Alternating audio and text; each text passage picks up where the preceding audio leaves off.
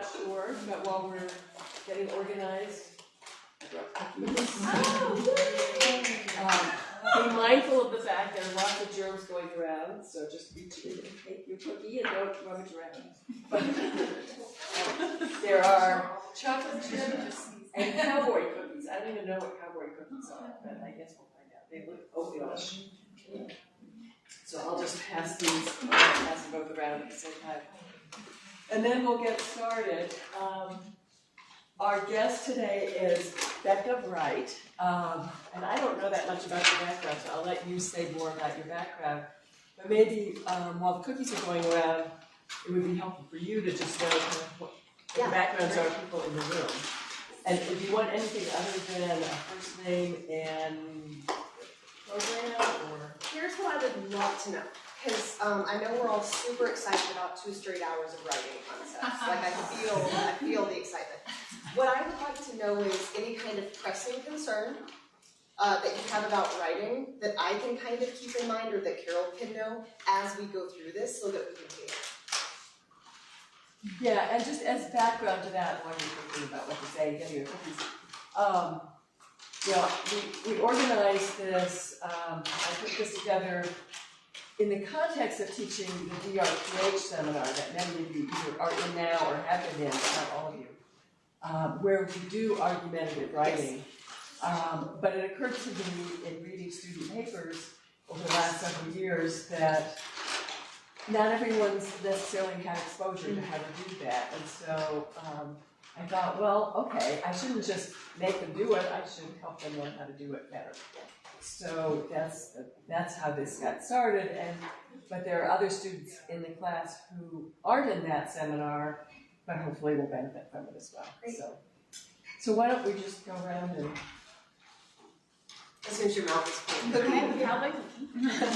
My name is Amber Vaughn. I'm in the DRPH EOH program. And just... Environmental and occupational. Oh, sorry. Okay. Yes, environmental and occupational health. And just we're looking to learn the different concepts and kind of know how to structure an argumentative paper to make it coherent. Got it. So I'm Jackie. I'm also in the environmental and occupational DRPH program. And I guess I'm wondering about, like, when you make your main point, making it upfront or after a little while, and coming back to it without being redundant. Got it. My name is Julie Rollica. I'm a DRP epidemiology student, and I think I'm very similar to them. I'm interested in the structure that is most effective. Okay. My name is Nico, and I'm the DRPH for Community Behavioral Health. I'm at the writing stage of my dissertation, and I'm just having a problem writing, like, briefly or Sure, concisely. Yeah, concisely. So that's what I would. Okay, perfect. I say, my name is Cynthia, DRPH, CBH 4th year, also in the writing stage. And I think my main, I like to know how to take a position and then use argument to support it. Okay.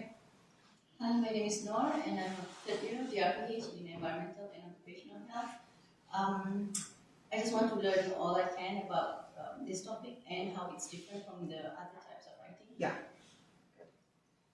Hi, I'm Kelsey Ford. I am a DRPH student in community behavioral health. Similarly, I'm in a boat where I don't think I've ever had a formal instruction on how to write an argumentative piece, so I think this will be really helpful.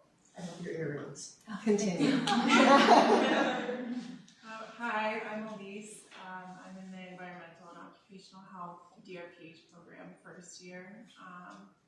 And I guess one thing that I would really like is any tips that you might have on how to speed up writing, which might be ill-advised at times, but also, you just spend an hour writing the same parts over and over again.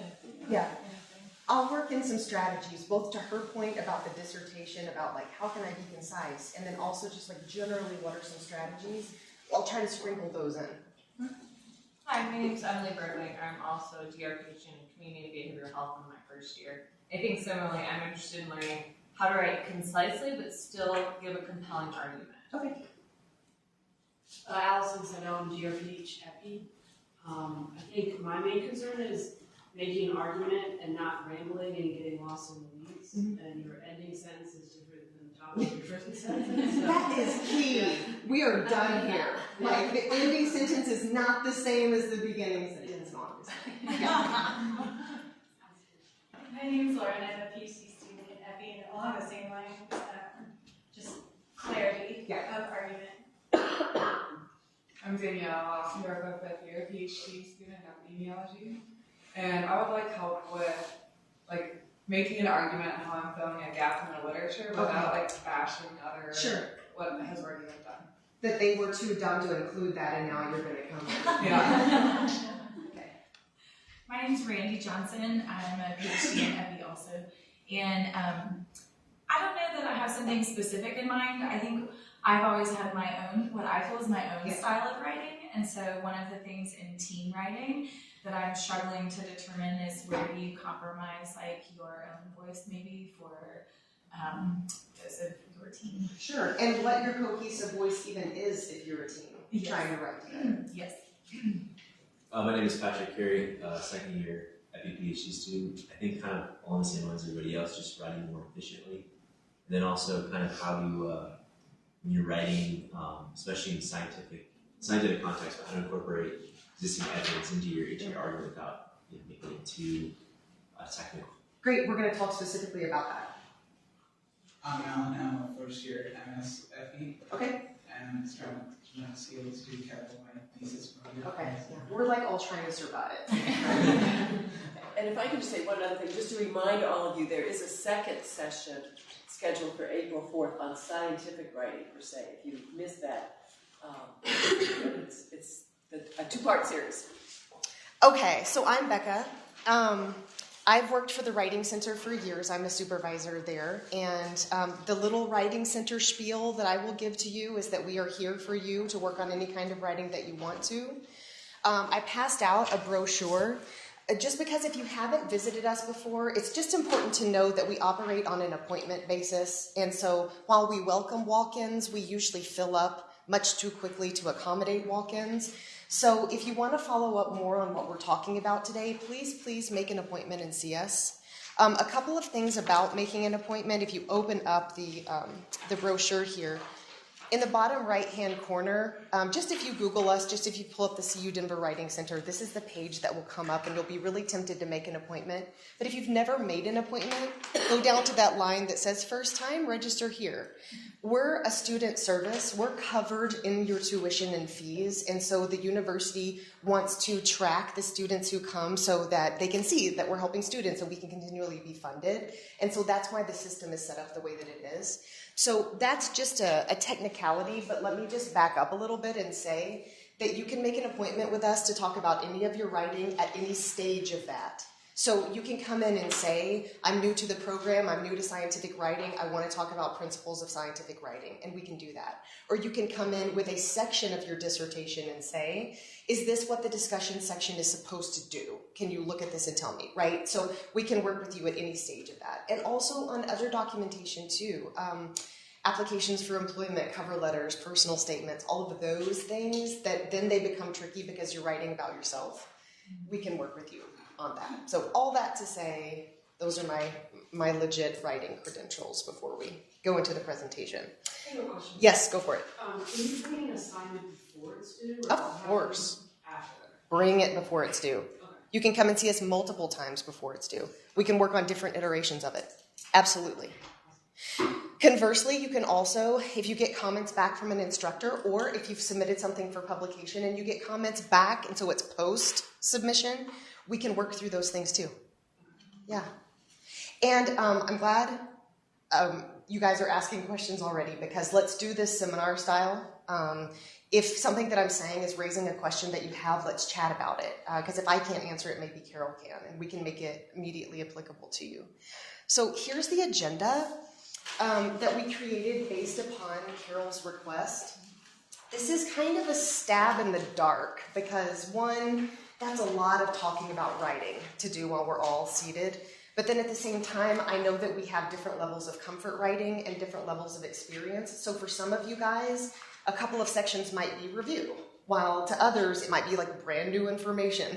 So I'm trying to just kind of throw a net over your level of writing and provide some strategies and tips. So that's all to say, stick with me if you kind of know this already and use it as a review, but if you are having a lot of questions, the whole point of this workshop is to answer them. Okay? Yeah? Do you know this packet? Oh, sure. There should be. Yeah. And where are the cookies? Because I didn't get one. The cookies made it over there.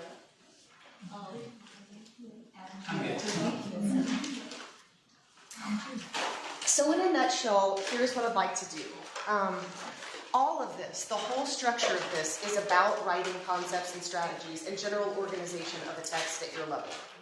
I think that regardless of how we feel about writing, whether or not we like it, whether or not we're comfortable with it, the point where you all are in these advanced programs is that you have a lot of thoughts and you're in the process of becoming subject matter experts in your field. And oftentimes, getting your writing organized when you have a lot of thoughts is just as hard as trying to generate a paper when you don't have any thoughts, like the problem of a freshman, right? Because now you have all these thoughts, you have all these opinions. How do you get them down in some kind of cohesive way, right? You guys mentioned structure, and you mentioned like being cohesive, and you mentioned making an effective argument. Those all kind of come down to root issues that we're going to talk about. So we're briefly going to talk about introductions and thesis statements because those are tricky and often the most painful part of writing anything. So we're just going to go through some concepts with that. Then we're generally going to talk about organization of text and how, if it's helpful for you, you can use APA to help you with headings.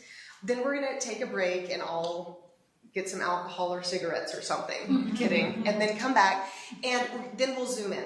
So then we'll zoom into, like, specifically in paragraphs, how he said, like, I want to incorporate evidence in some kind of structured, meaningful way. And many of you said, I want to still get my voice in there too.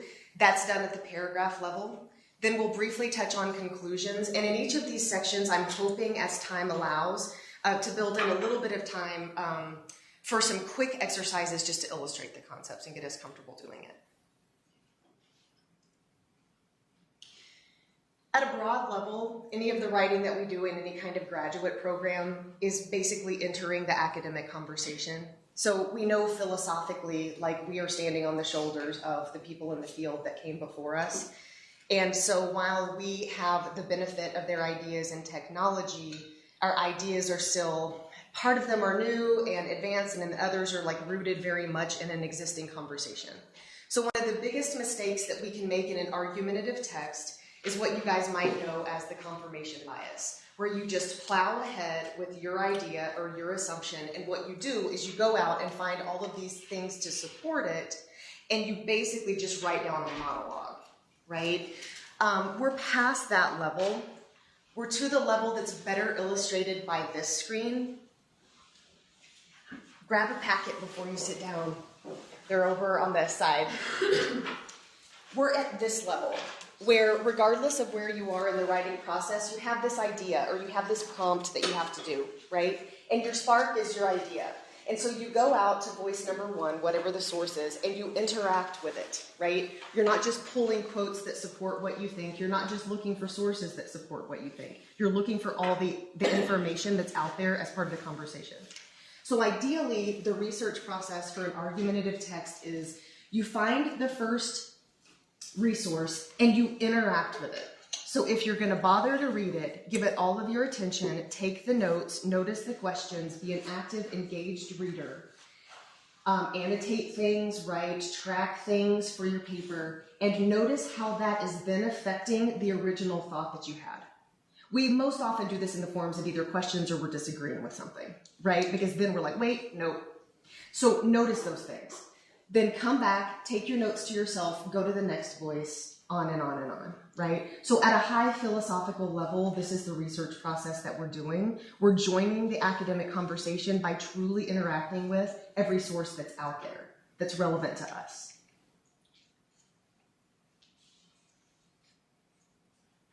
Okay, I gave you guys a ton of handouts, not to bombard you with information, but just so you have something to take with you. The first part of your packet is an introductions worksheet. This is so that you'll have it later, and you'll have it when you're sitting there cussing, trying to write your introduction, and you can come back to it, okay? So one thing that I want to point out from the handout, and then other stuff you can do on your own.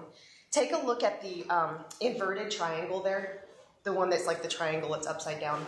That's how you always want to approach an introduction.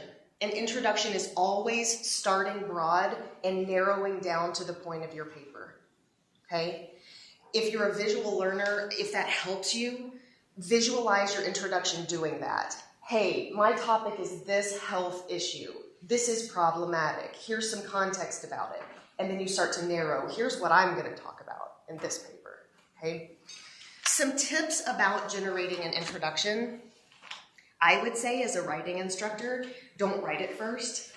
Like, of course, you know, our standard writing training is we need an outline, we need a working thesis, we need to answer the prompt. Of course, those are all the thoughts that are going through our minds.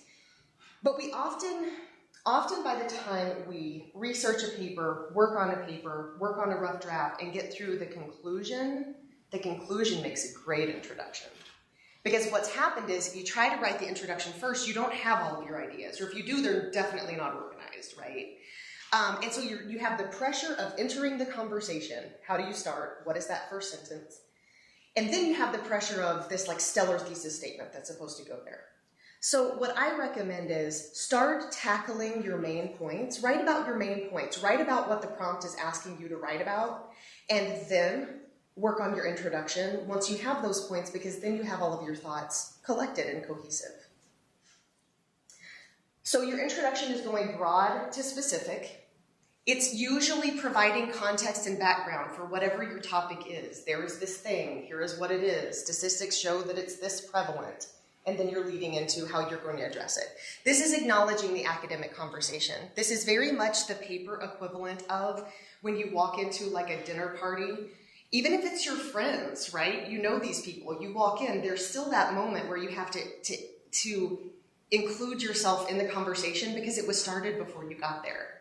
You don't just walk in and just, well, we probably do this with our friends, but it's not the most polite thing to just like barge in and take over. You listen to what they're saying, right? That's doing our research. You listen to what movie they're talking about, and then you sit down, and then you inch over and grab your glass of wine, and then you say, oh, I hate The Avengers, but I heard that was a really good movie, right? You establish your voice. Here's how I feel about it. I'm going to enter the conversation, right?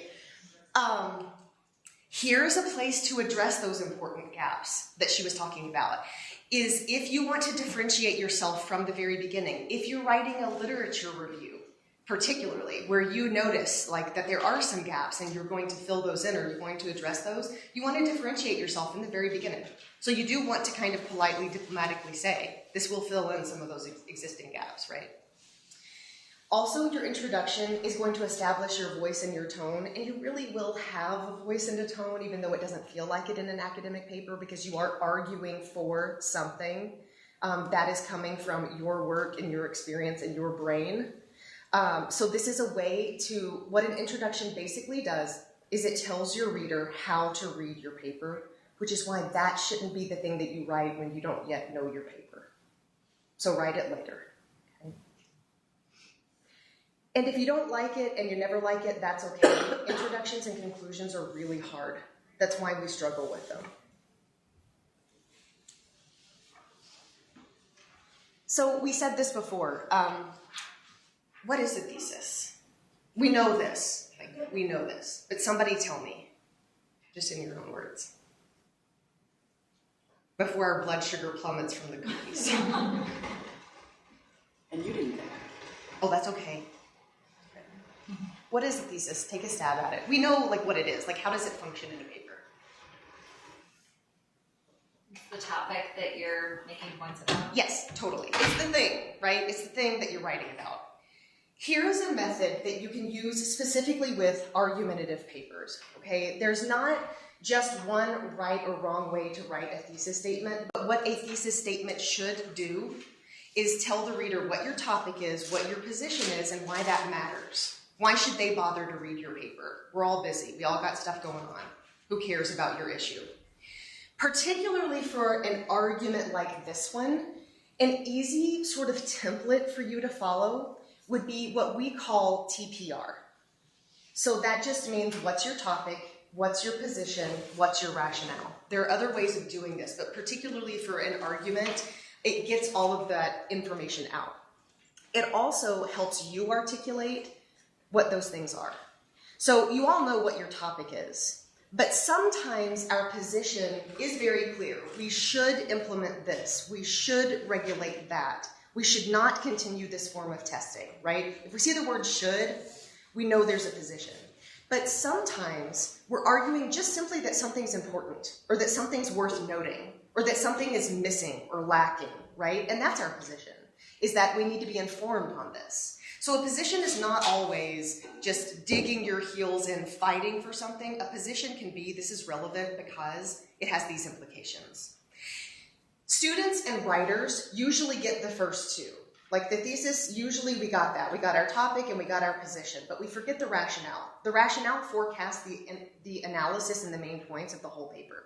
It tells the reader that you know what's important about what you're writing, and so that they trust your ethos, they trust your authority, and they'll believe you, and it kind of gives you some credibility. So take a look here. I'm glad I picked chocolate because now we have cookies going around. Dark chocolate, consumed in small amounts, or large, is beneficial to human health because it helps to raise endorphin levels, and it is a natural source for omega-3 fatty acids and antioxidants. What's the topic of the paper? Dark chocolate, right? What's the position? Good. So this isn't a should or should not. This is we're taking a stance that this is a beneficial thing. What's the rationale? Yeah, health benefits. Right, all the rest of it, the blah, blah, blah at the end of it, right? Exactly. So what you want to look for is just simply making sure that you have a statement in your paper that articulates the topic, the position, and the rationale of your paper. It doesn't just have to be one sentence, especially at your level. The blah, blah, blah part can get really long and convoluted. So another thing that you may want to do is have one sentence that says, here's my topic and my position.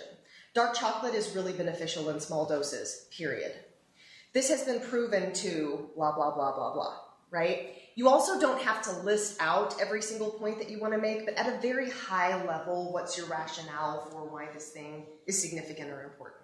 So if you have the T, the P, and the R, you're pretty golden with a thesis and with an introduction. Yeah? So the thesis statement is the first part of the introduction.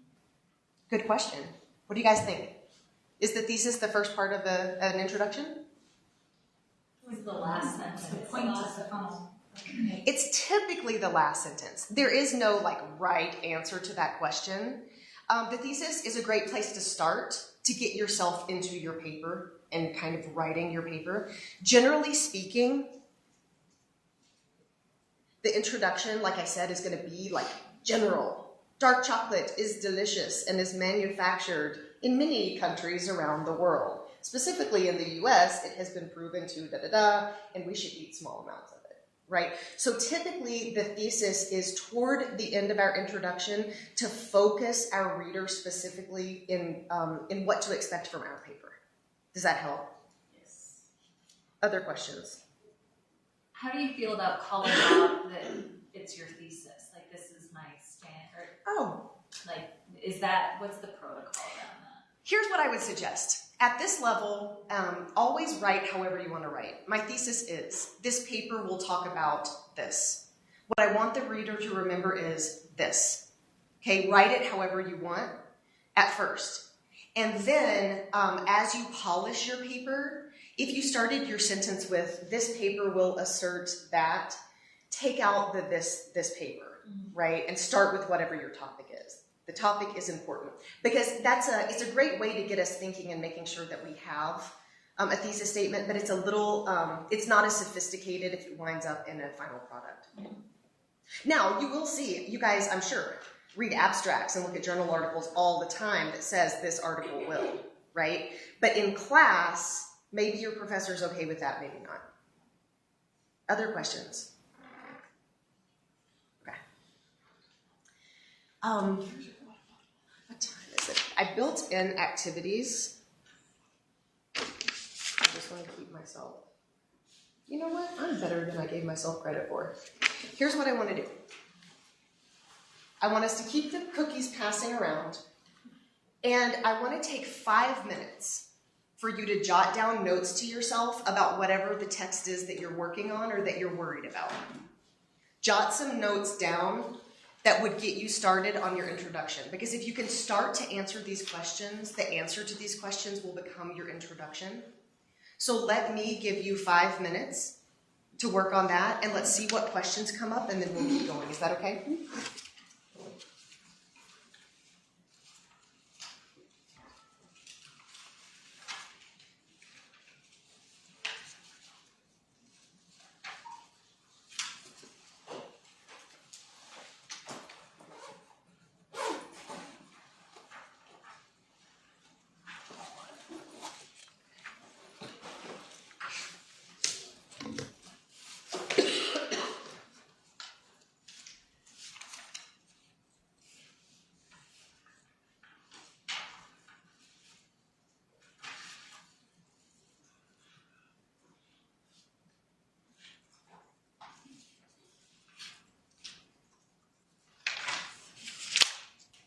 Also notice what questions come up, because those are important.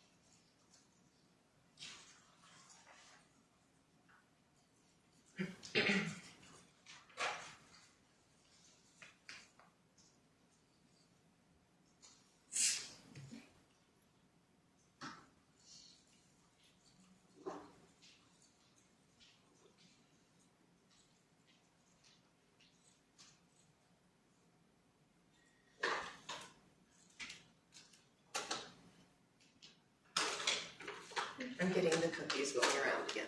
We're going to need them.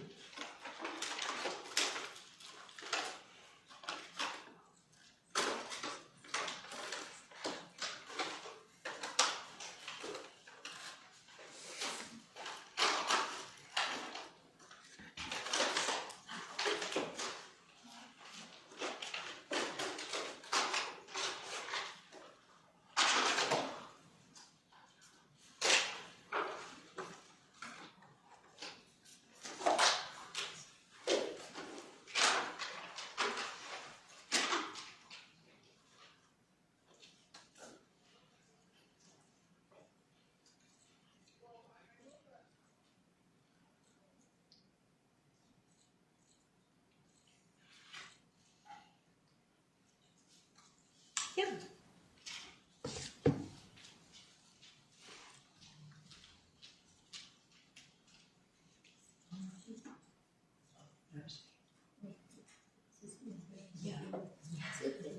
So T is for Tuesday.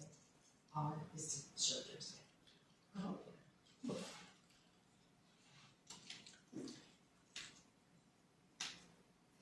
Let's take about 1 more minute.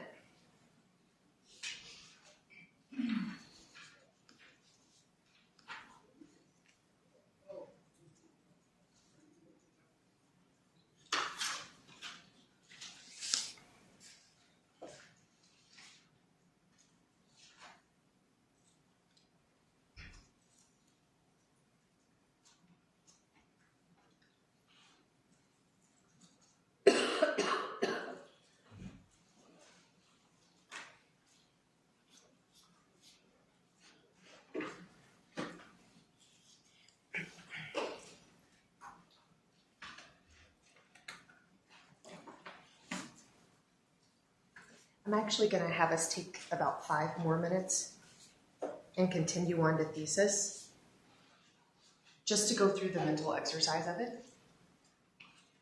See if you're at a place in your paper where you can start to fill this out. If you had to do the TPR method, generate a thesis based on what's your topic, what's your position, what's your rationale. If that doesn't work for you, try the second method. What are you writing about? How are you approaching the topic? Why should the reader care? So I'm going to have us take about 5 more minutes to either continue working on your intro or practice this and see what questions come up. Then we'll come back together.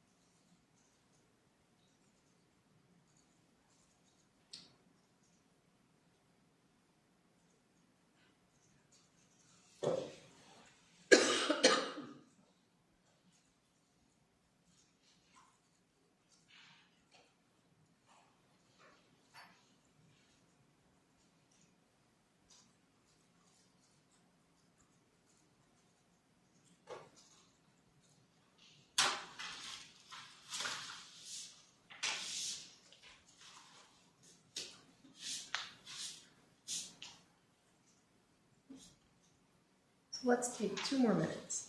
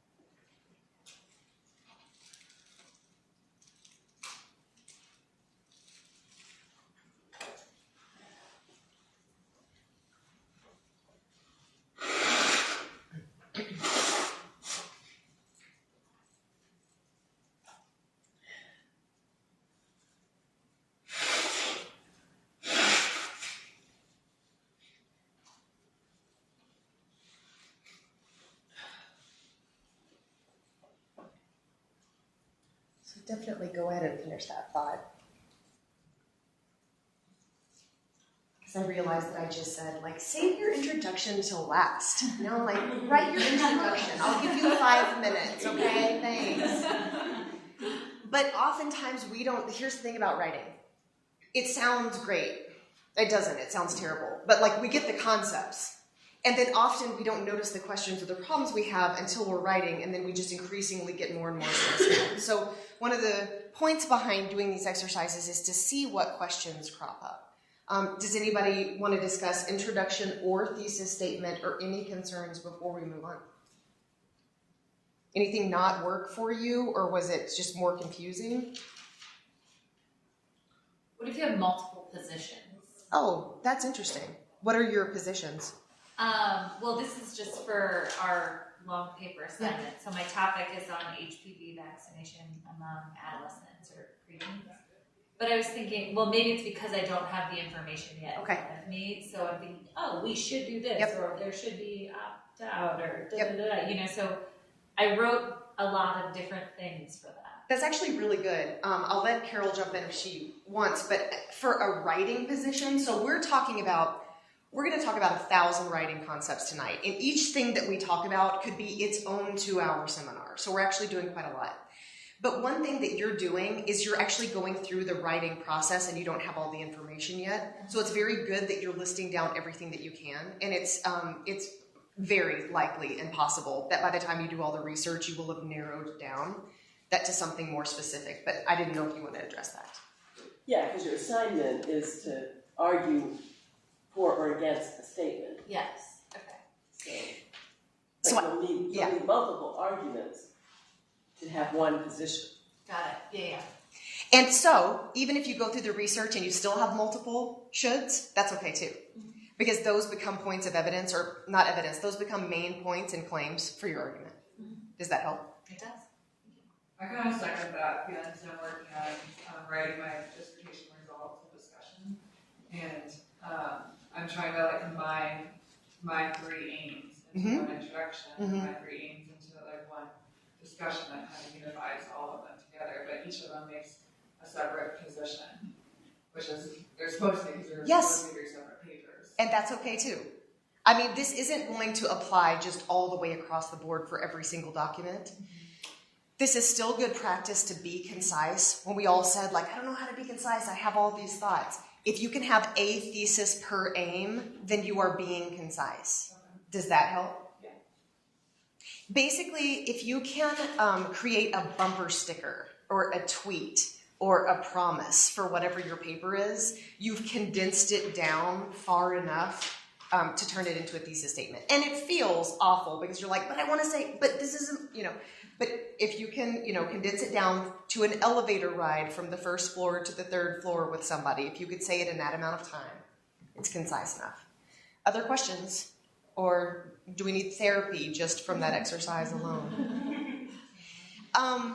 Okay, so here's what I want to do. We're pretty good with our itinerary, so I would like to get through organization and APA structure, and then we'll take a break. Yes? So I think I struggle a little bit between the topic and the why we should care, and how we, I feel like they intersect really a lot, and how if you're starting broad, you're getting general, you're saying like, this is why it should matter. So do they overlap, or should you make a separate, this is the topic, this is why it should matter? If you're feeling like those 2 things are combined, that's fine. For a lot of people, well, not a lot, but we often do see the topic and the position are the same thing. But sometimes the topic and the rationale are the same thing. Yeah. So that's okay. What's important is that you're getting the rationale in there, and that you're not saying, we should do this. But it doesn't have to be like, this is the topic, this is the position. No, not at all. Okay. Not at all. This is just a guideline. Okay. It's like Pirates of the Caribbean. Like, there are no rules. These are just guidelines. Like, if you can remember this, you have a thesis statement, which is better than not having one, right? Other thoughts? So let's approach organization, and let's see if using APA style helps or not. I will make the caveat that in this whole section, these are just ideas. These are just something else for you to try. Notice what questions you have, because if I'm not addressing your particular concern, let's do that, okay? That's a lot of words. This is simply a prompt for a paper, okay?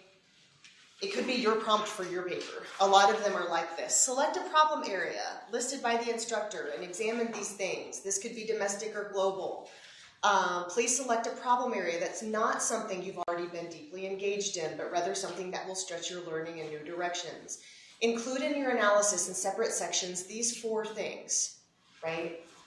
You have 5 minutes. Oh, does it sound familiar? This is from last semester. Okay. This is, so at your level, okay, this is what you're going to be seeing. And this, will make you shrivel up a little bit on the inside, because that's a lot to do. So what I want to talk about, big level organization of your paper. After the break, we'll talk about paragraph level. But right now, how do you just organize the points in the paper? One thing I want to encourage you to do is to use the prompt to help you organize your thoughts. So one way that you can both keep track of what the professor wants you to do and also keep track of the sections of your paper, one thing that you could do is identify what the verbs are in the prompt. So that's what I did in red. It's not every single verb, but it's the important ones. It's the ones telling me as the student what I should do. I should select and critically examine, and I have to include various things. I'm going to analyze. I'm going to talk about an evolution over time. I'm going to reflect on things. I'm going to consider. I'm going to explain. And there's some other stuff down here that I'm going to do too. But one idea for organizing your paper, if this feels like a lot, is to open up a Word document and type out the tasks. I have to critically examine this, next line. I have to include 5 sources, next line. I have to make sure that I talk about evolution of something over time, next line. And all of a sudden, all of these words become like a to-do list that I already have in my paper, because that's going to become my paper. And I can just expand on these sections as I go along. So I kind of did that for us. I took these verbs and the 1, 2, 3, 4, that's obviously very important, and I made myself an outline. So we can pretend that this is actually my Word document that I'm going to turn into my paper. I'm a writing instructor. This is what I tell my writing students to do too, so that they can make sure that they actually answer the prompt. Because as we all know, as we get really deep into the research, something else comes up and we're really interested in this, right? And it's pertinent and it's relevant. But now we haven't answered the prompt, right? This will make sure that we answer the prompt. This can also turn into the sections of our paper. Now, of course, my big asterisk is that that's not always going to be the case. But that will at least help us organize the things that the reader, the teacher, the professor is expecting to see in the paper. Another thing that we could do, I wanted to show you one more thing. Another thing that we could do is use APA headings, the way that we're trained in APA style, for research papers and reports and things like that, to apply to assignments. So the next page after introductions is kind of a funky looking, it looks like I included a student paper there with annotations. Another important thing that we could also talk about for a long time is APA format, and we would be asleep in 3 seconds. I would also be asleep. But what we included here is an annotated copy of just the first couple of pages of an APA style paper. You know, the kind that starts with an abstract and has like methods and materials and results and discussions. That too can help you if you think better in subheadings. Include subheadings in your paper. You can always take them out if the professor doesn't want them. The key to organizing your paper is organizing it in a way that will keep you writing it and keep you engaged in it and let you express your ideas, okay? So if it works for you, you don't have to leave it there permanently. You can just use it as a tool for yourself. Oftentimes, it's of course going to work for your reader because these are really long, your documents are going to have chapters after all. So of course they're going to have subheadings. So what I did here is take the main points from the prompt and just made those subheadings for myself. So that's a way that you can organize it too, is just simply give your reader what they're wanting and expecting to see. If you're working on something like a dissertation and it's not, and the main points are up to you, then what you need to consider is either the traditional, materials, methods, results, discussion, right? There's that. But also, what do you want your reader to know? What are the main things? If you could only give them an outline and you couldn't explain anything, what would your outline look like? And those are your headings and your subheadings. It also can kind of keep you sane writing something, because remember, we're not going to start with the introduction, so maybe we just start with the materials and methods section. Like, we can handle one section of one paper, right? And that kind of keeps us in our right mind. And then we can move to the next section, or we can skip to the discussion section, because we don't want to forget to talk about the implications, or, as she said, we don't want to forget to talk about those gaps that we've already identified. So we can kind of work on whatever section we want to, ideally in the perfect world. Questions about that? Because that was super blanket statement. Because we're working on papers for school that give us prompts. We're working on like funding for grants, proposals, personal statements. Like we're working on all different kinds of things, I know. And that's going to affect the structure too. Does anything come up? Okay. Well, one thing, and maybe you're going to get to this, is I think students sometimes on this kind of an assignment struggle with the meaning of critically analyze. Yeah. So to go back to that, a real benefit of pointing out all the verbs in a prompt is if you don't understand what they mean, that's super significant. We are going to get to this because when we talk about paragraph organization, we're going to talk about the difference between providing evidence and analyzing the evidence. Like those are two separate things. And the evidence obviously is super critical in your field, but if you are not able to articulate the implications of it, then you're not able to prove that you understand it. And so we will actually get to that too. But this is good too, because if you can identify the verbs and don't know what they mean, that's when you can ask your professor, like, what do you mean by evolved over time? Right? Like, do you want me to chronologically list every single thing that's evolved, or do you want me to look more 20,000 foot at like patterns, right? That's when you could get into more like questions of clarification. What else? Did this help with structure? Again, we could just talk for 2 hours about structure of something. None of us want to, but we could. Okay, so let's take a break. It's 5:05. Let's be back and let's start at 5:20. We're going to spend some time on structures of paragraphs, and then we're going to practice a little bit more and see what questions come up, and then we'll move on to conclusions.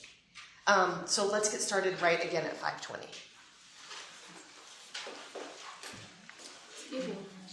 Yeah.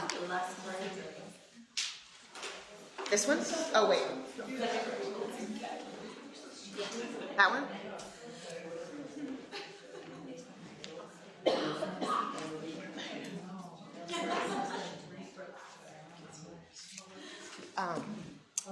When we get to the next section, we need to hear. Oh, I have this. So I'm going to do the breakdown. We're pretty much the majority of the time, because that's when the questions are. Oh, I was gone. Is this okay? Yeah. It's hard to know what's, Yeah. resonating. Yes. I pulled out. This is a commentary I just finished. And just looking at it, oh my gosh, I call this. I know. In real paragraph organization, it's the same way. Just teaching certain strategies have made me a better writer. Just because I thought, wow, like, I wasn't as organized as I could be, and it just really, it starts to make you assess your own stuff after a while. Yeah. Yeah, well, I don't know if you were involved or not, but I said I was a prompt for this semester's class, which is what Kelsey was mentioning. He rearranged it for me. Oh, okay. I'll show you. And I used his recommendation almost entirely. Oh, okay. To things out. But it was I could see that it was clearer than what I had written, which was good. Let's see.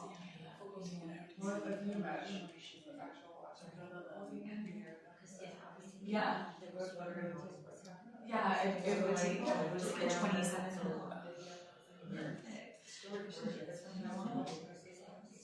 I haven't watched that. That's what everybody says. They said that from the beginning, it started at the beginning. Yeah, so here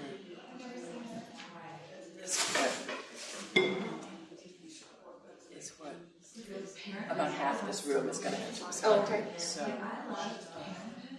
those sections. Yeah, he had me do it that way rather than paragraph form like last semester. Yeah, that's very interesting. That's very interesting too, because this is an example of how they can use your prompt actually to structure the text.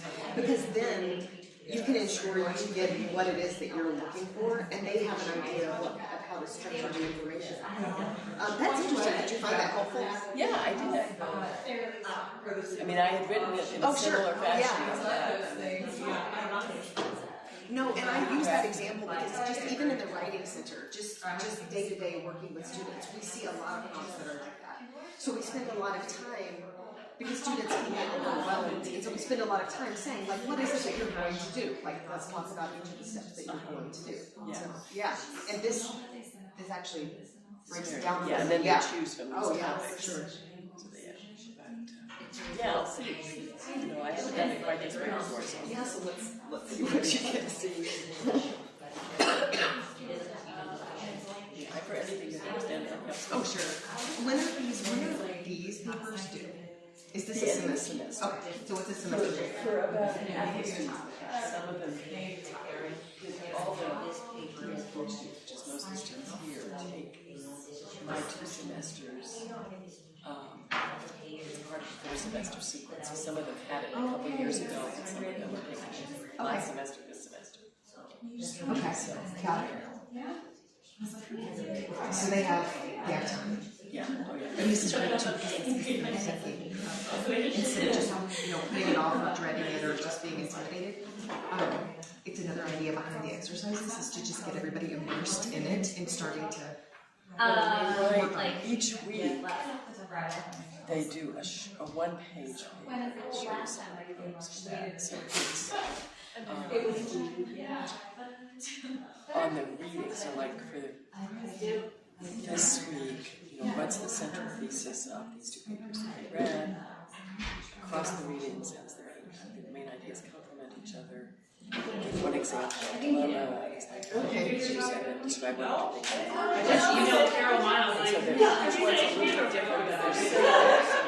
As they're learning about each of these things, and the principles, this process which hopefully will lead into the and so we may want to even point that out. No, but totally, because what you're doing is you're scaffolding the critical analysis that you want to see by giving them like many things to start to analyze. Summarize the main argument or whatever, but then analyze the implications or so it's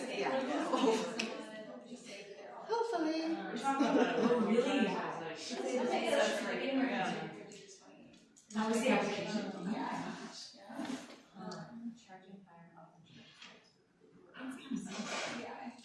Are you like health topic sensitive, or do you care about a specific thing? Yeah. Or like your scores or something. Same. Like if it's publication that between the persons. I didn't have publications for the person.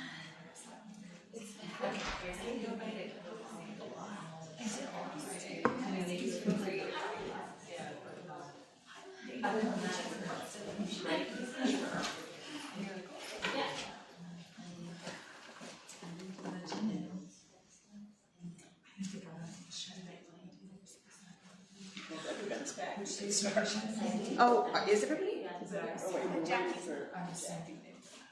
Okay, it's all on Jackie. We'll start when she gets back.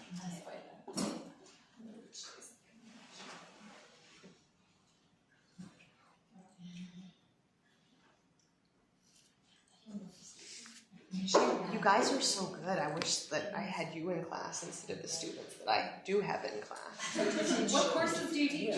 Oh, I teach Comp 1 and 2. So you think you don't like writing. But it's fun. They get to write about fun stuff and just try to articulate their thoughts. But they're like 19. Oh, I know. Yeah. Yeah, they have a lot of thoughts. Yeah. Yep. And what's super fun is when you have the class of 19-year-olds and then a senior citizen auditing the class. That's a super fun dynamic too. It's like, I can't do this.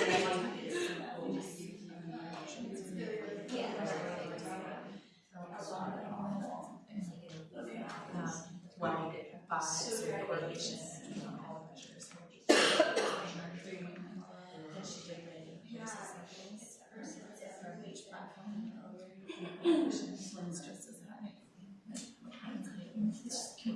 Carol, if I were choosing my top three, I want to see the restricting interpretation of products produced by Dropbox. Everyone else.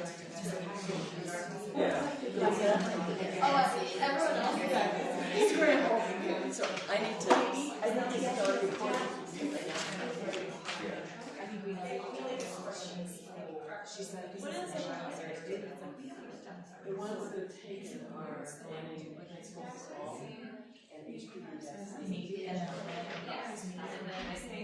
I sent you an email for mine. Yeah, Alice did. Just now, I just finished. What's yours now? She's like, hey, she's I knew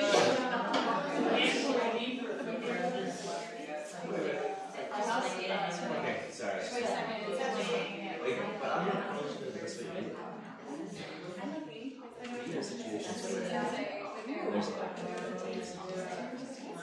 There's no bolt, you know, you're like,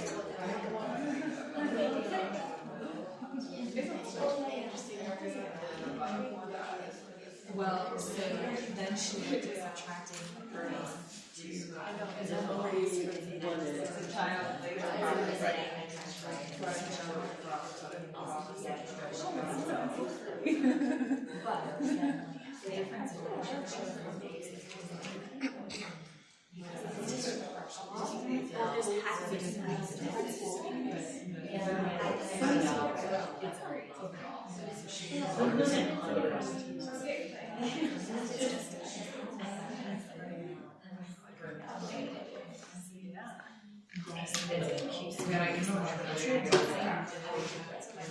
Hey, Carol. Carol, are you ready? Are you ready? yeah.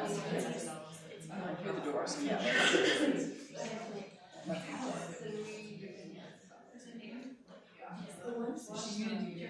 Okay, so you guys are super punctual and on it, so out of respect for everybody's time, we're just going to plow on through it, because this is where it starts to get real, okay?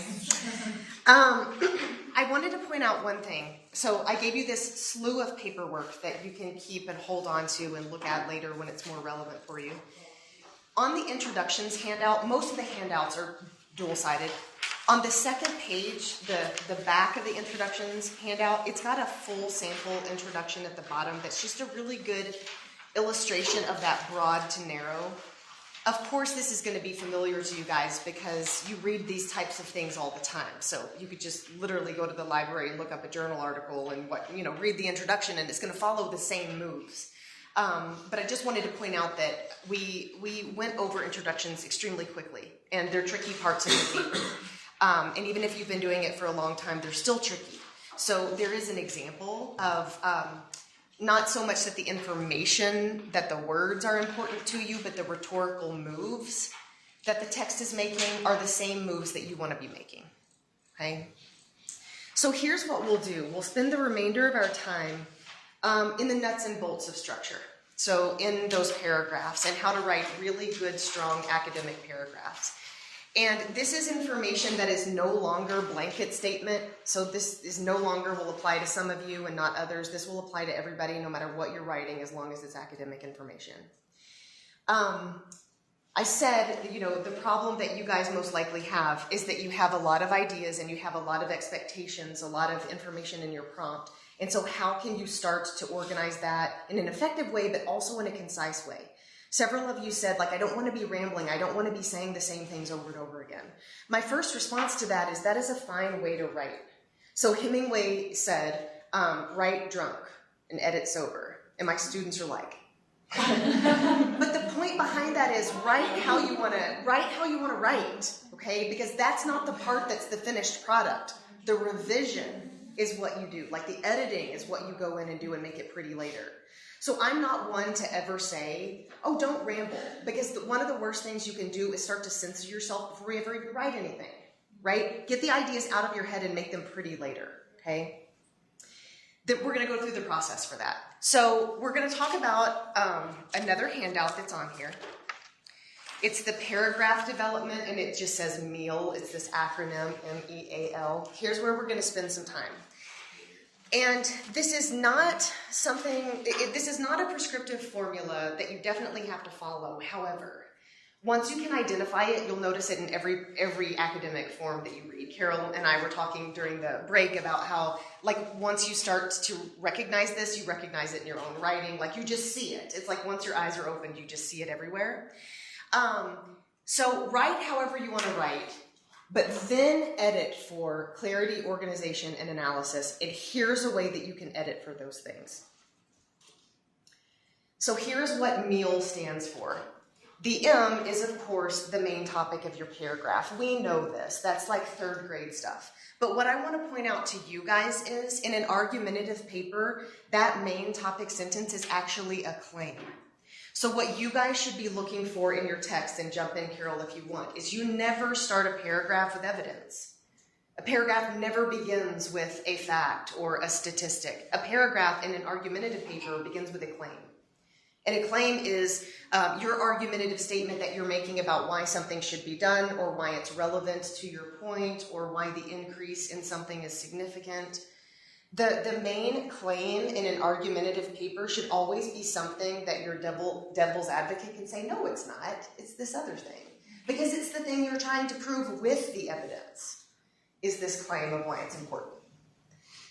So here's a claim. Dark chocolate chemically acts to raise endorphin levels even when consumed in small amounts. Remember, our dark chocolate was like beneficial in small amounts for whatever the reasons are. So our claim is dark chocolate chemically acts to raise endorphin levels even when consumed in small amounts. This is more of a topic sentence than an argumentative sentence. If we wanted to make this a claim, we could say something like, dark chocolate is chemically, okay, hold on you guys. Becca, dark chocolate. Dark chocolate is more chemically effective in raising endorphin levels than milk chocolate and Skittles. I would have to prove that, but somebody else could say, actually, Skittles are my go-to choice, and they work just fine for me. You could argue against that, right? In an argumentative paper, you want all of your claims to be claims, not something that then demands evidence to come after it, okay? In other papers, topic sentences will be more vanilla like this. See what I just did there? They'll just be more topical and factual. But you want yours to be claim related, and we're going to read examples of that in a second. Then comes your evidence, right? And your evidence should come there. You've started off with a claim, and now you're going to support it with evidence. All those sources that you went and looked up that are relevant here. You don't stop there. You then move into analysis, which is where we're going to go in just a second. But I want to make one point about evidence, and that is most of the evidence you want to put in paraphrasing in your own words.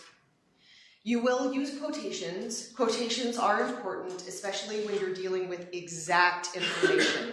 The exact numbers and the exact words matter. That's when you use quotations. But widely in the field of science, you won't.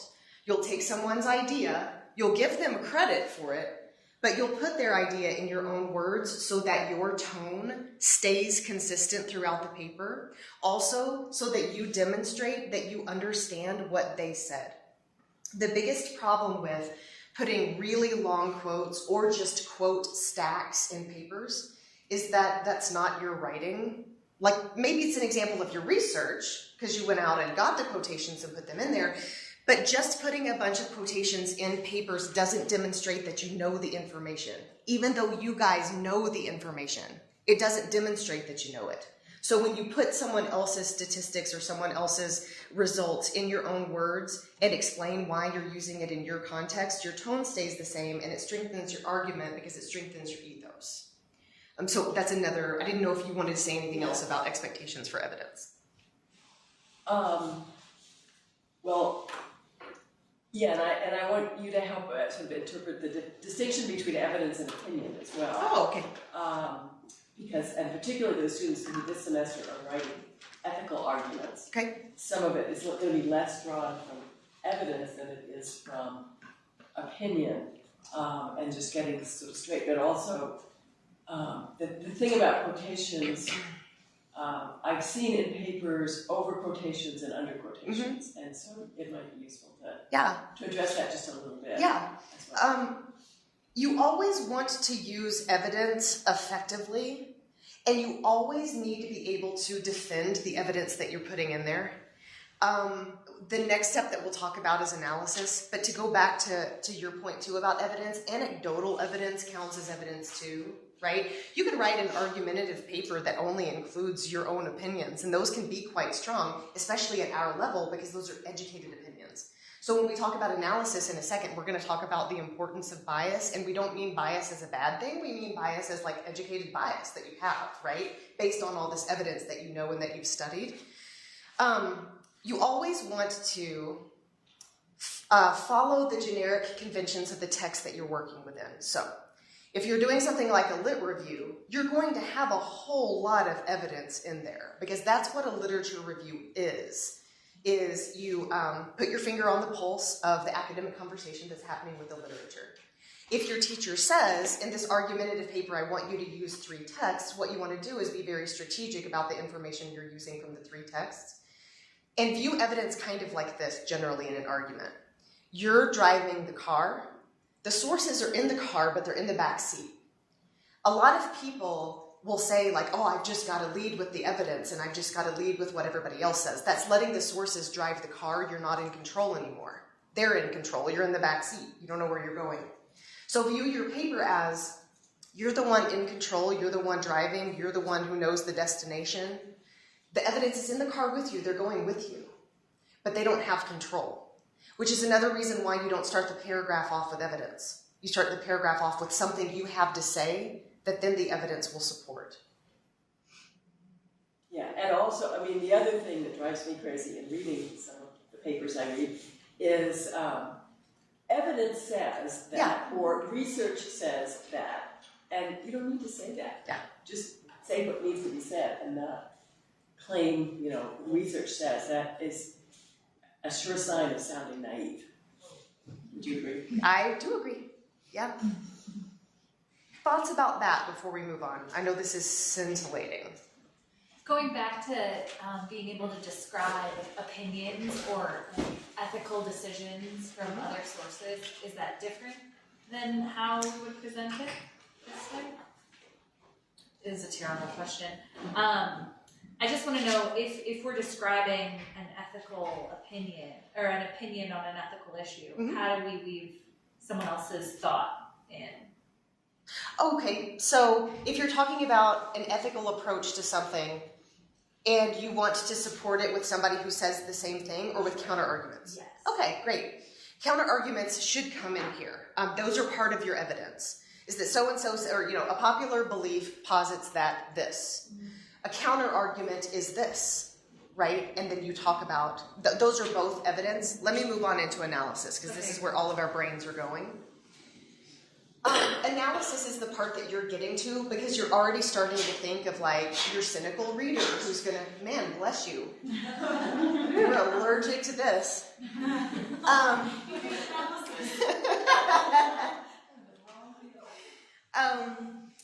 Okay, let's focus on the slide for a second. So let's talk about all the things that analysis is. You start your paragraph with your main claim that you're wanting to say about this topic. Why something is important, why this sub-point is relevant to the topic at hand. And then you might include some evidence in support or a counter-argument that you want to then tear down or deconstruct. And then your analysis comes in. And really your analysis is, at a basic level, why are you including that evidence? So view yourself as a translator for the evidence that you just put in there. So you have a claim, then you include the evidence, then you say what that evidence means. You don't leave the evidence to just stand in for itself. Because evidence can be interpreted almost any different way. 50% of Americans believe this. Okay, is that a big number? Is it significant that it's half? What about the other half? I don't know how to interpret that. So then you have to follow up and say, this is significant because, right? Or this eliminates the other 50% who believe whatever. So at a basic level, look at analysis as how do you interpret that quote you just used or that information you just paraphrased for your reader in support of your point. Another way that you can look at analysis is just simply, what do you want to say, right? What is your point? What is your opinion? Why should this ethical consideration be followed? What do you think, right? That's your analysis. That's getting all of that information in there. Analysis is your opinion, it's your interpretation, it's your voice, and it's your educated bias. So anything that, like when you think, well, that's my opinion, okay, write it in an academic way and put it in the paper. Because your teacher or your reader, they don't just want to see evidence because they can go and read that journal article themselves. They want to see how you're putting the evidence together to make a specific point. So at a very basic level, if we're looking at our paragraphs in our papers, whatever those papers may be, if they're academic, they should always have MEA. Not always in that order, and not always just one of each, right? At your level, we're going to do an exercise here in a minute, if you take a paper that you've written for class, and you look at it, it's going to be like MEEAAAEAEAL, right? It's going to be like very convoluted. It's not going to be a paragraph of 4 sentences, MEAL, right? But rhetorically, the concept of having a claim, supporting it with evidence, and then interpreting that evidence and talking about why it's important, and then the L is your transition, of course, to the next point, right? This is where we say, it doesn't flow. My essay doesn't flow.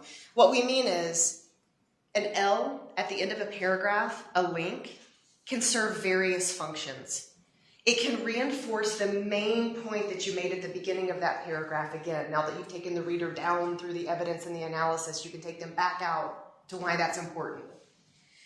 A link can also just simply transition to the next point, right? This is where we say, not only is this important for this reason, it should also be considered for this next reason, and we just ease our reader into the next paragraph, right? That's a great transition. There's nothing wrong with that. It eases the reader into your logic and helps them follow the sequence of your thoughts. The other thing, and somebody mentioned this, some brilliant person who said, I know that the thesis comes in the beginning, but how do I restate that? How do I come back to that?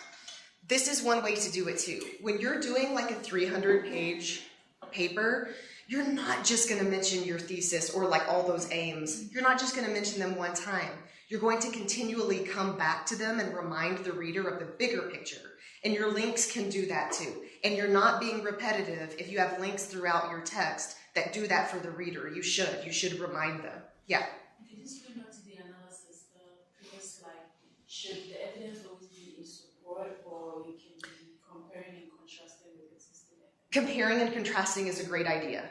Evidence does not always have to be in support. Evidence just has to relate to something.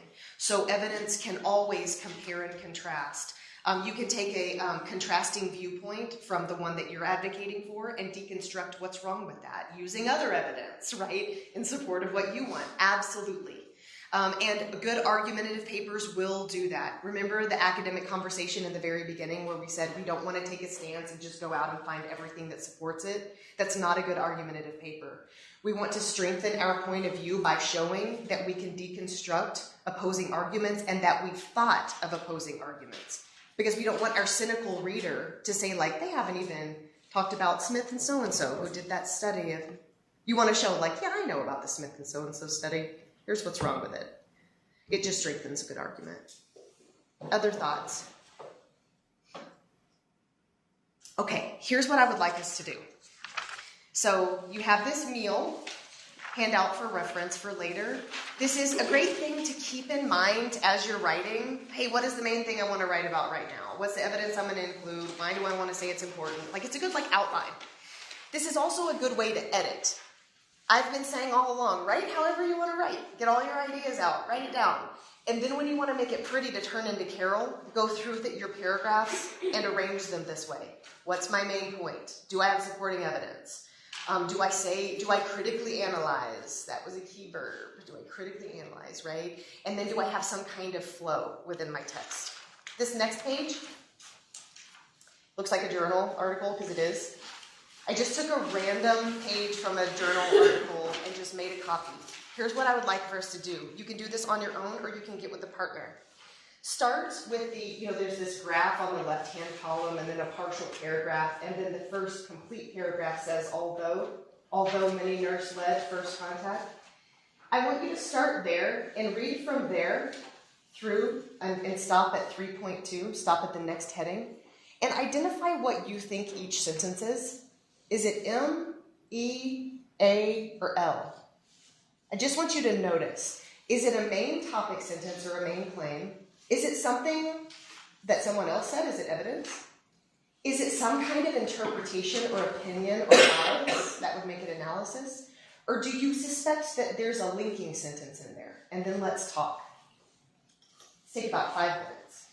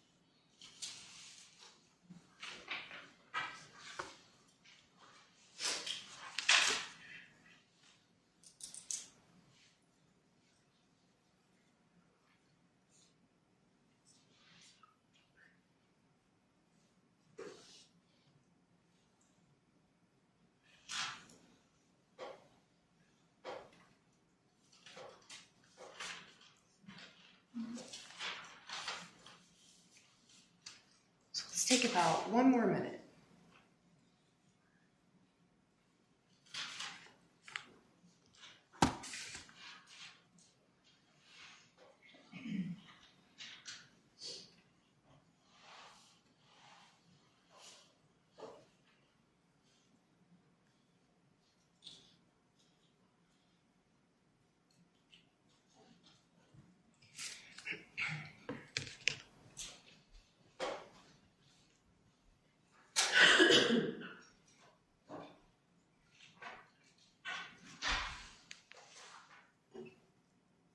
looks like most of us are done. First of all, do you see what I mean about once you can see it, you can really see it? Like, were you like on the third, for example, where you're like, E, right? Now that you can see it, like you will notice this in all academic writing. I just want to review it together to talk it out in order to illustrate a little bit more what that difference is between evidence and analysis, okay? So that first sentence, I'll read the sentence, you guys just tell me, is it M-E-A-L? What do you think? So the first sentence, although many nurse-led first contact services appear to have improved patient access overall, improvements vary across different patient groups. M, right? They're starting their paragraph. They're going to say, like, there are these improvements, right? Also, that's not a claim. That's just kind of a topic sentence. Later on, they make claims, and so we'll point that out. But what is this? For example, blah, blah, blah. Evidence, right? It's evidence because they're paraphrasing somebody else's stuff. Now, as we go on, we'll see that some sentences, and especially in our own writing too, it's not just evidence. Like some sentences are a combination of evidence and what we think of that too, right? But anytime they're using, for example, and then citing information, it's evidence. They're including that to support their claim. That is also a really long sentence. So let's keep going down to the one that starts after the 1999. However, the evidence suggests that WICs may only improve access for people with few health needs, and thus, paradoxically, such services may be increasing rather than decreasing inequalities in access. What do you think? It's like a combo of evidence and analysis. Sure. Totes, right? And this is how most of our writing is going to be. Somebody said this, I'm interpreting it, right? It's one thing to talk about that in a vacuum, but another thing to see that that's what they just did. Is said, this is what the survey shows, I'm going to interpret this and say, paradoxically, this other result may occur too. I'm interacting with the information and showing that I understand it and have control over it. Absolutely. A systematic review of innovations to improve primary care access found that while PMS pilots overall had improved access in previously underserved or underpopulated areas, there was insufficient evidence to determine whether nurse-led PMS services have improved access. E, straight up evidence. Somebody said this, right?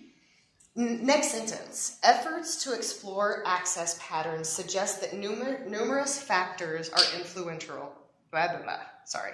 Efforts to explore access patterns suggest that numerous factors are influential. And so improved access may mean different things to different people. That was like a link in the main. Good. It was a link, right? They transitioned. It's definitely a main point. That's a claim. So that first sentence, they're claiming something. Somebody could come across and say, actually, it doesn't mean different things to different people. It screws the same people over every single time, right? Play devil's advocate. Play that person in your life who you know will argue with everything that you say. That's the difference between a claim and the other paragraph that we started with, that's just simply a topic sentence, right? Let's keep going. For example, blah, blah, blah. E, okay, that's straight up E. Let's scroll down to almost the end. They like 3-sentence paragraphs. What is this one? This preference. So this preference for continuity may explain why people belonging to some minority ethnic groups prefer to visit their family practice and are less likely to attend WICs, and why older people, some minority ethnic groups, groups are underusing blah, blah, blah. Okay. Poor writing or poor reading. What is that? A. And E, both. But do you start to see when they're combined in a sentence that's well written, ideally? The difference there? Here's this evidence. Here's what I have to say about it. Here's this evidence. Here's how I'm using it in this paper to illustrate this, right? You see, too, we talked about like evidence being counter-arguments. A lot of those sentences are something like, while some studies show, there's your phrase there, but like, while some studies show this, I'm arguing this other thing. That's including a counter-argument and then starting to deconstruct it, too.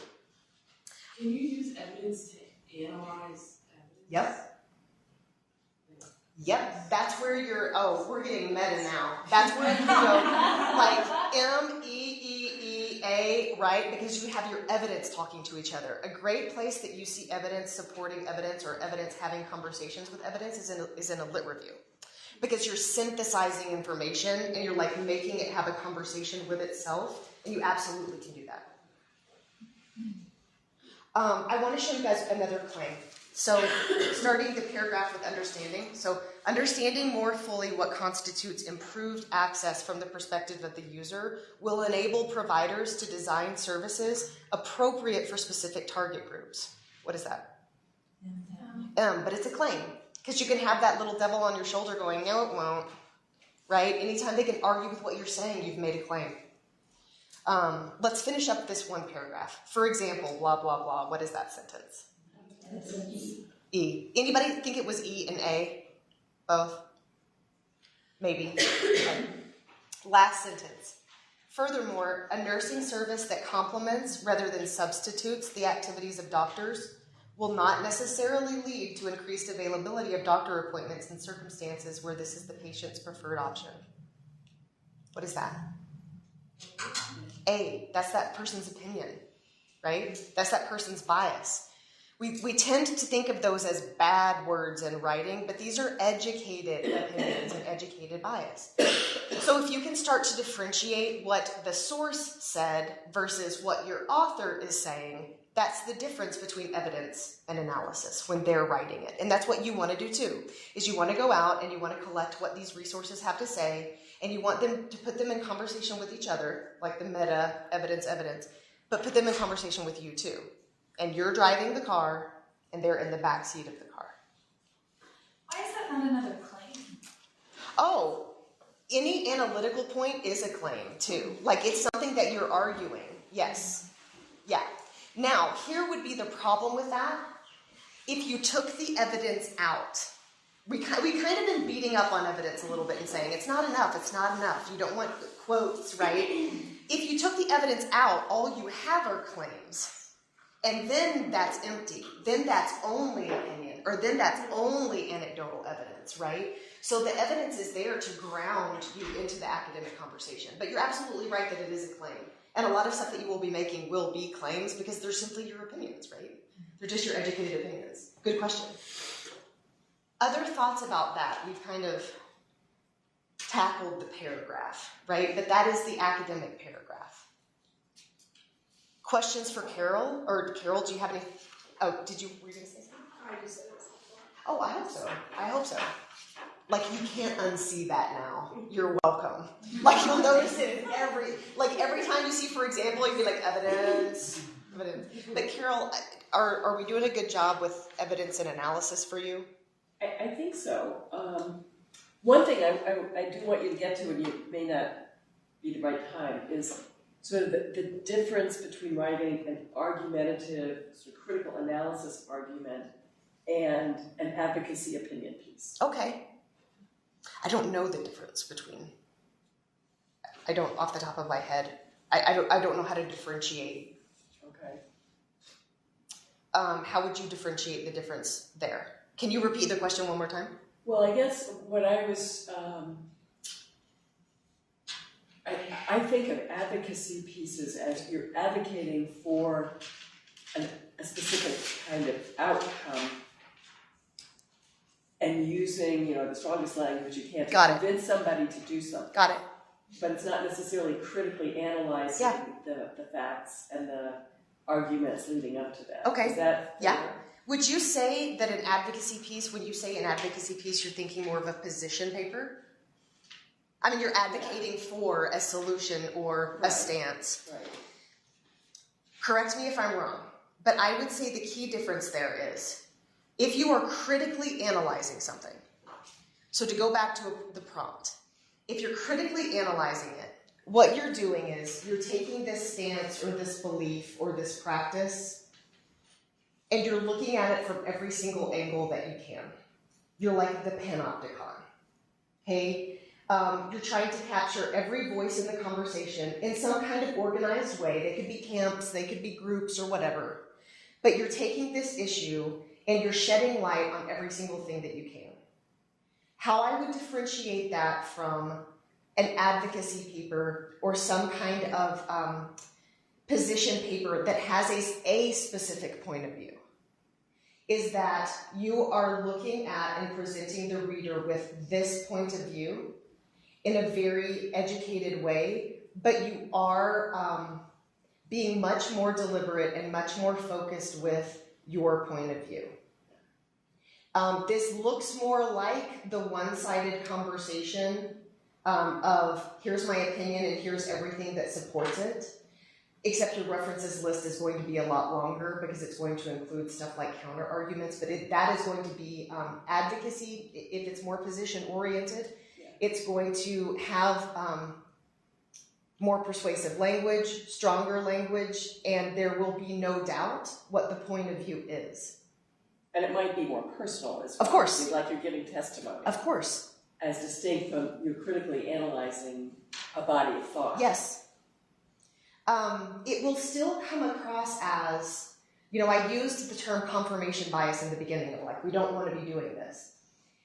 We don't want to just be researching one side of an argument. We want to be researching all of it. But if we're writing things strategically, that's a whole different story. If we want to influence people because we deeply believe something or because the evidence suggests it, then that's where the position papers come in. That's how a lot of legislative stuff is, actually. Right. Does that help? It helps me. Okay. Does that help you guys? So all that we have left are conclusions, no big deal. They're as easy as introductions, so we could just be done with that. But many concerns were about structure, both on Carol's, from her point of view, and on yours. So is there anything else that you want to chat about with her or just publicly about what you're working on structurally? I just want to say from the outline, I thought meal is an actual meal. And all you got was food. Oh, man. I didn't even think about that. That's such a buzzkill. I thought of that when we first sat down. They're going to think there's dinner here. And so we're all like, when's the catering guy going to come in? Oh, man, that's hilarious. Sorry. It's a good thing she brought cookies. Anything else? That is fantastic. Okay. So let's talk about how to end the dang thing, assuming that we survived the writing process. If we're writing down our thoughts, if we're kind of letting our minds ramble, if we're making sure that we are getting all of our thoughts down on paper and allowing ourselves to just kind of free write a bit, we will work our way into a conclusion.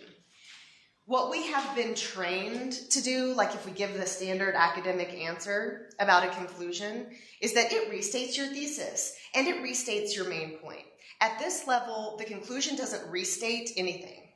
It doesn't restate or repeat anything. It synthesizes main points. It can remind the reader of your thesis, of course. But at this level, there's no straight up repetition going on in the conclusion, which, no pressure. You have to think of something brand new at the end. We're done. But here's what you're doing. So remember how in the introduction you were going from broad, you were talking about context and background, and then you were bringing the reader into specifically what you were going to talk about. Some rhetorical moves that you can make in the conclusion in order to still reinforce your point, in order to underscore your tone, and in order to leave the reader with the information you want to leave them with is to do the reverse move, to go from very specific right back out again, to zoom out again to that conversation. Some ideas for doing that are to extend the academic conversation. This is another thing that once you see it, you kind of can't unsee it. But in a lot of fields, you're writing about something in a very disciplined, specific way. And one way that you can end your paper is to talk about the other fields that it's relevant to. You can extend the conversation out because that's a way of leaving the reader thinking like, oh, I'm not even in public health, but actually in my field, we need to be thinking about that too, right? So it shows that you don't just have a myopic stance about something, even if you do, because you're a subject matter expert in it, right? You're making it relevant at a broader level. Another good move is to address the need for further blah, blah, blah. right? Because this is like the world that you guys are living in your field. Something always needs further research or more studies need to be done or whatever.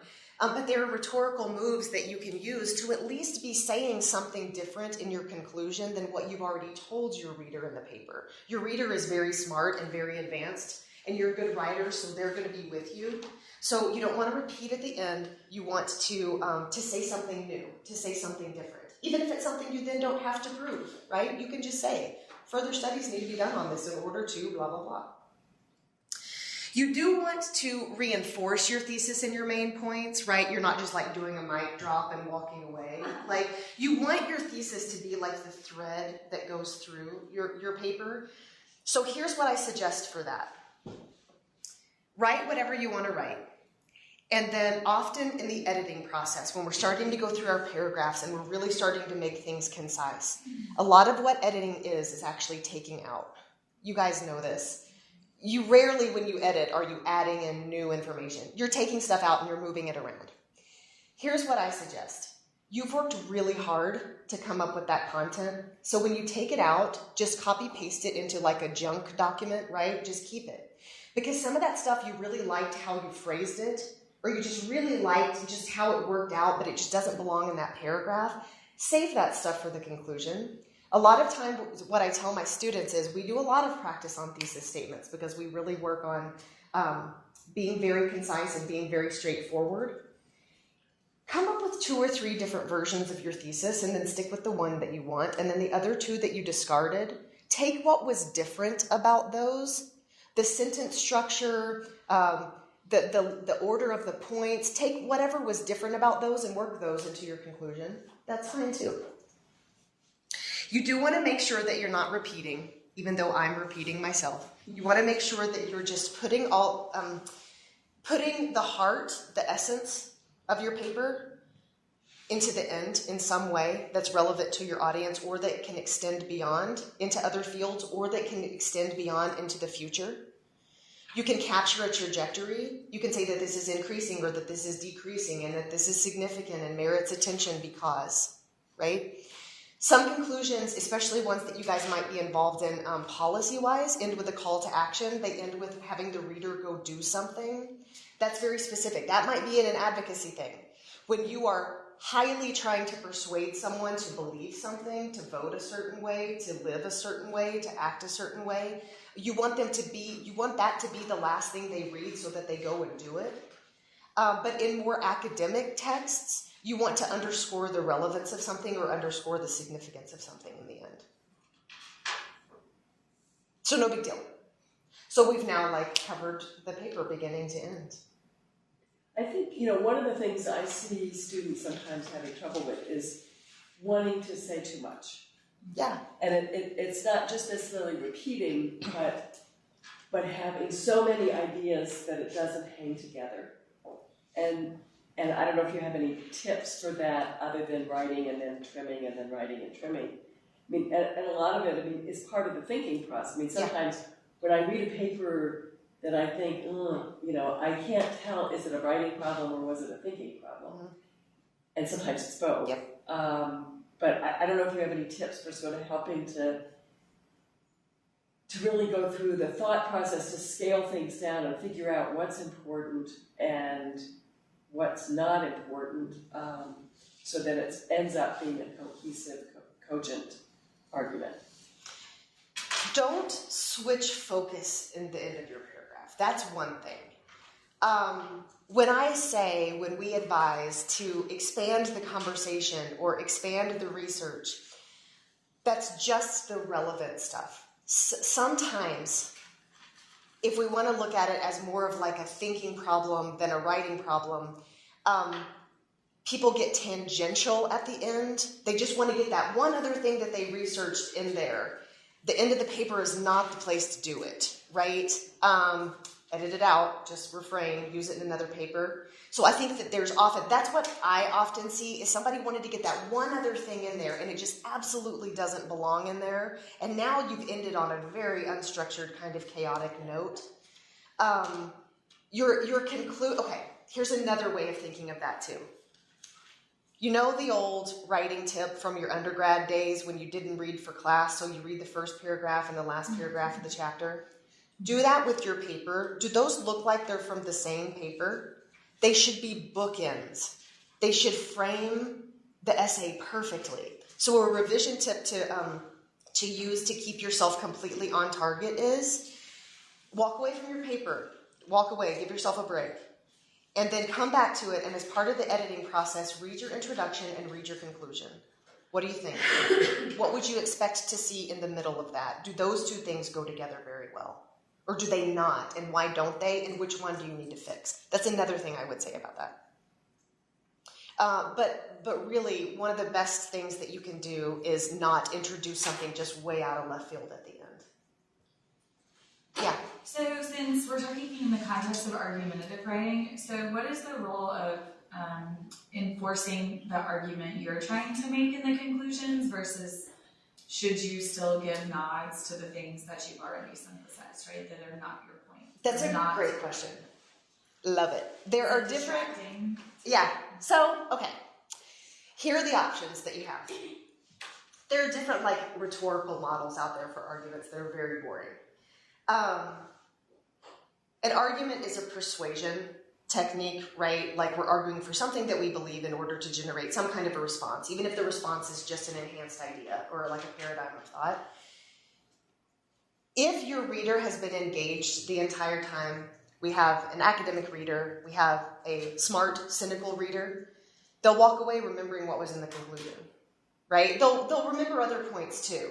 But you want to use the conclusion as the last thing they read. I often tell my students, the conclusion is the last part of your paper that I read, no pressure. It's the last thing I read. So you definitely want to reinforce it there. The conclusion is not the place to remind them what the counter arguments were, which is of course why you're asking the question. You do those, there are arguments for where to do that within the paper. Some people say there's this Rogerian model that says address the counter argument in the beginning. Assume that your reader will be thinking whatever the prominent debate is, whatever the counter-argument is, address that in the beginning and then tear it down and then bring them around. Other people say bury the counter-arguments in the middle, right? Surround, snuggle up with your own ideas and bury the counter-arguments in the middle. As long as they're in there, as long as you're academically facing them, that's great. But the conclusion is the bumper sticker that you're behind in the traffic that you're staring at. It's the thing you want them to remember. So it's your argument, is how I would answer that. So we talked about introductions.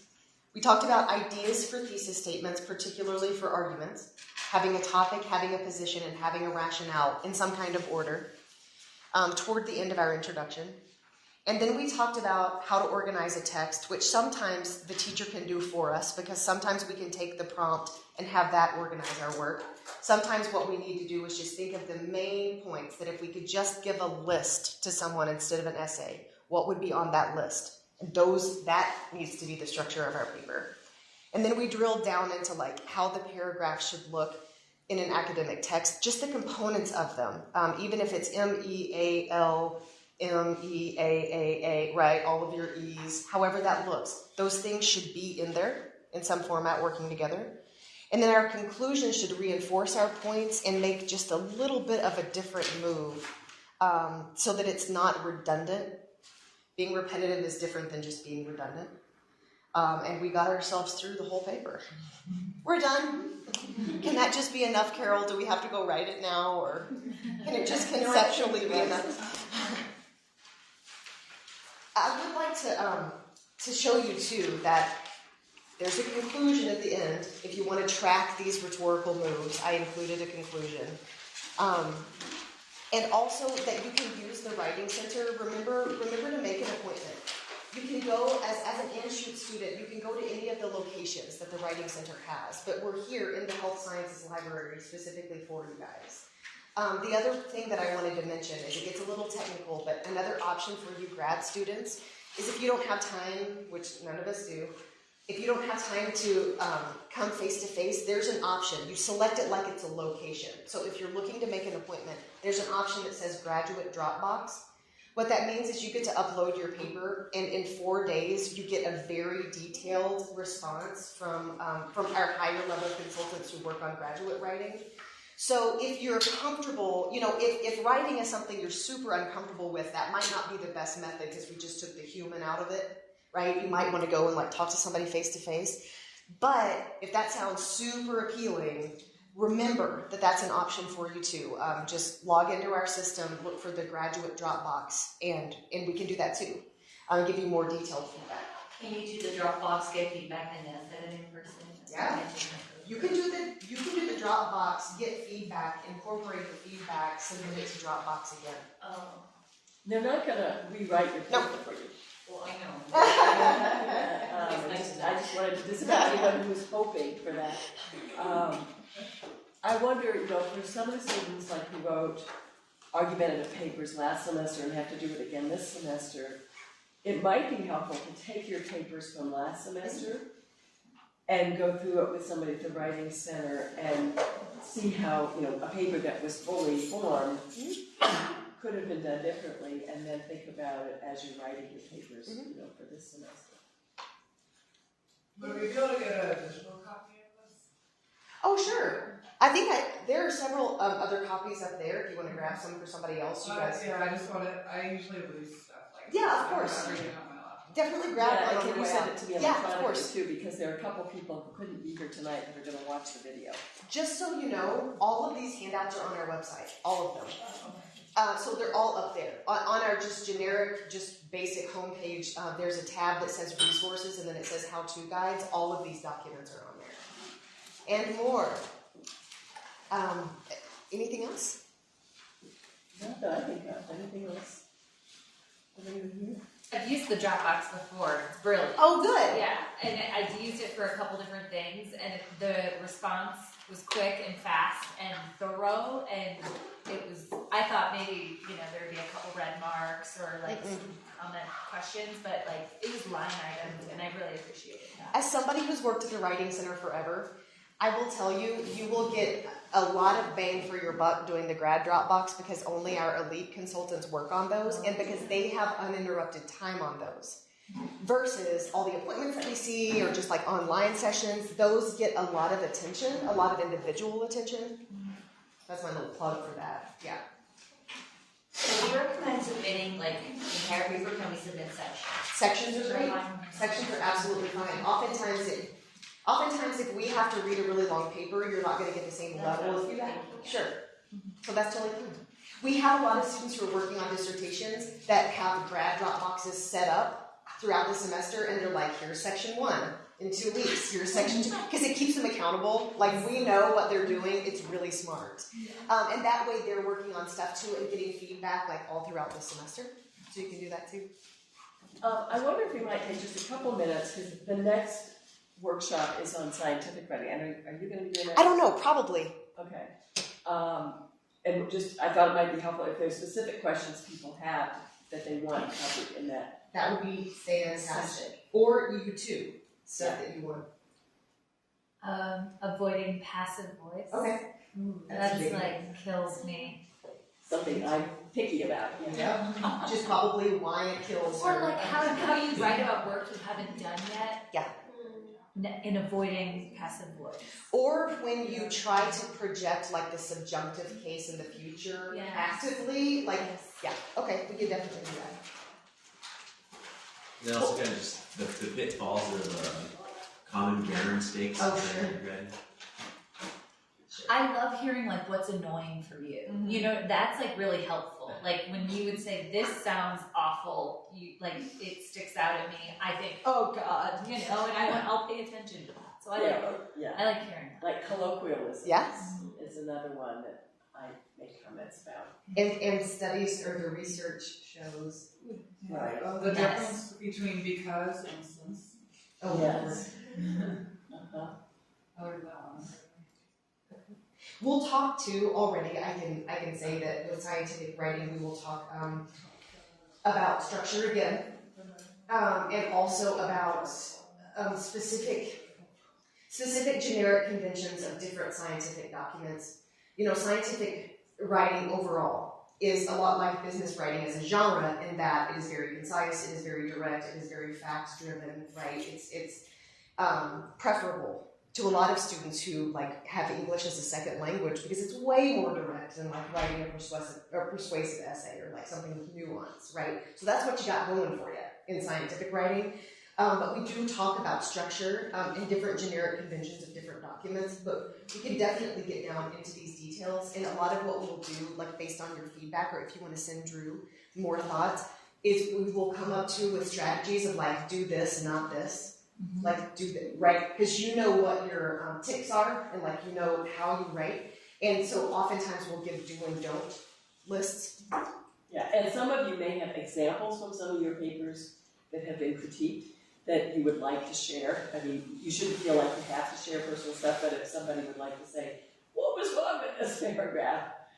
You know, Carol picked at me on this, you know, and maybe she'll disagree, but, you know, clauses are another thing, I think, you know, just, that's one that... Yeah, the more clauses we have, the more we are going to F it up. Yep. And in this particular segment that we read, oh, I know, had some really long, convoluted sentences, I thought. As we read it, and I mean, published scientific journal, that's what I got it, but as we read it, I started to notice, because I was doing the meal thing along with you, I was like, every paragraph is 3 sentences, and every sentence is so long.